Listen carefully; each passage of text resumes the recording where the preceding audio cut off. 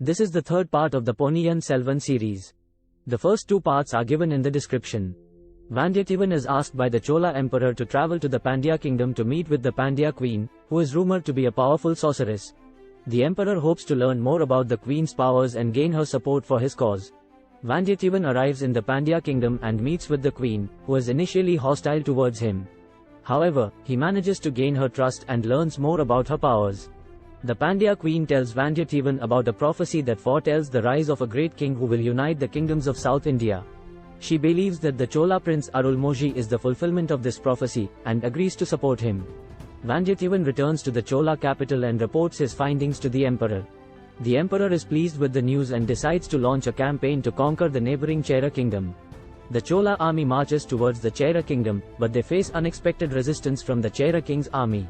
The Chola general, who is in charge of the campaign, is killed in battle.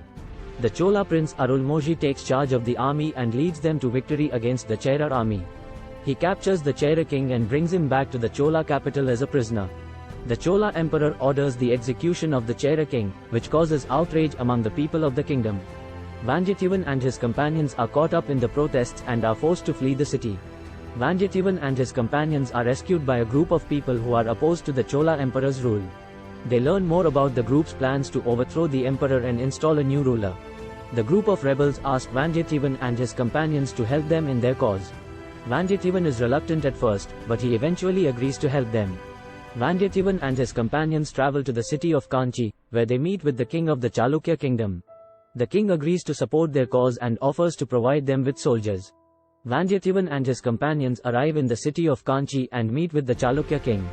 The king agrees to provide them with soldiers to help them overthrow the Chola emperor, but only if they can prove that they have the support of the people. Vandiyathevan and his companions set out to gather support for their cause. They meet with various people in the city, including merchants, traders, and farmers, and persuade them to join their cause.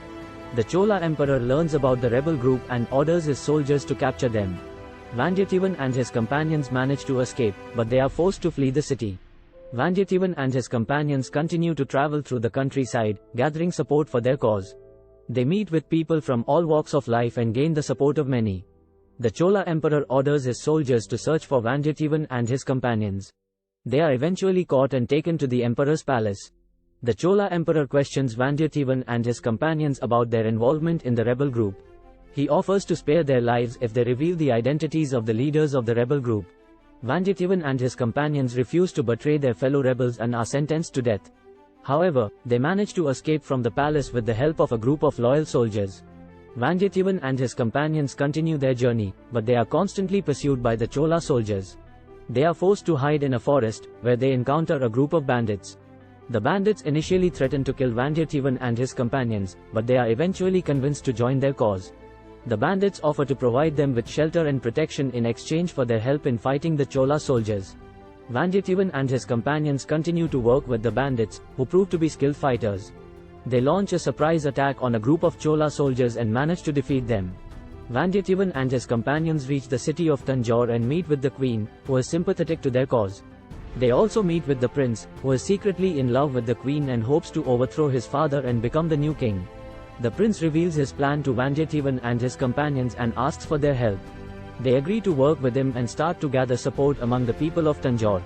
The Chola emperor learns about the rebellion in Tanjore and sends his soldiers to quell it. Vandiyathevan and his companions are forced to flee the city and seek refuge in a nearby temple.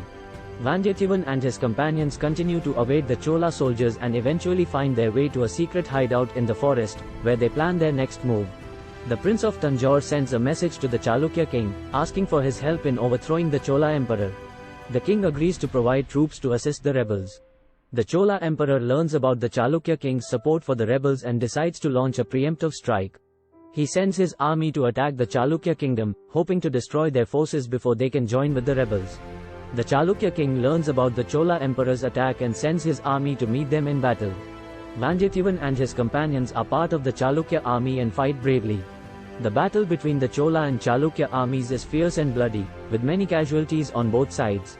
Eventually, the Chalukya army emerges victorious.